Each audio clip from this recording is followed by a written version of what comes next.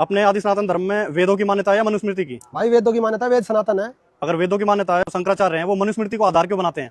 भाई मनुस्मृति को इसलिए आधार बनाते हैं, उन्होंने कभी वेद तो पढ़े नहीं। ये गुरुपद पे बैठे प्रेमानंद जैसे सारे, इनको कभी वेदों का ज्ञान नहीं हुआ, इसलिए मनुस्मृति को आधार बनाते हैं। और मनुस्मृति के आधार से अगर आप चलोगे तो आप में और राक्षस में कोई अंतर नहीं है। भाई ऐसे कैसे कह सकते हो कि राक्षस में और हम में कोई अंतर नहीं है? भाई राक्षस मांस खाते थे।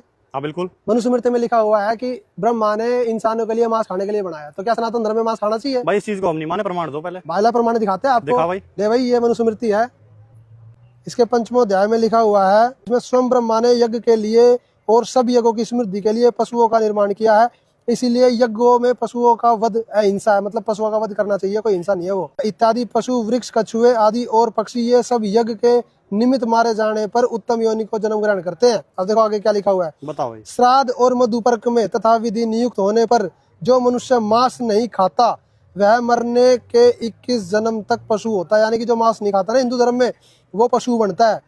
ब्राह्मण कभी मंत्रों से बिना संस्कार किए हुए पशुओं का मांस न खाए, किंतु यज्ञ में मंत्रों से संस्कृत किए हुए पशुओं का मांस खाए। और हम इस मनुस्मृति को नहीं मानते क्योंकि ये ब्राह्मणों की लिखी हुई है। हम मानते हैं वेद को। वेदों में पशु हिंसा, मांस खाना वर्जित है। संत रामपाल जी महाराज के सत्संग में वेद, सनातन और पूर्ण परमात्मा की भक्ति की सच्ची जानकारी दी हुई है। सत्संग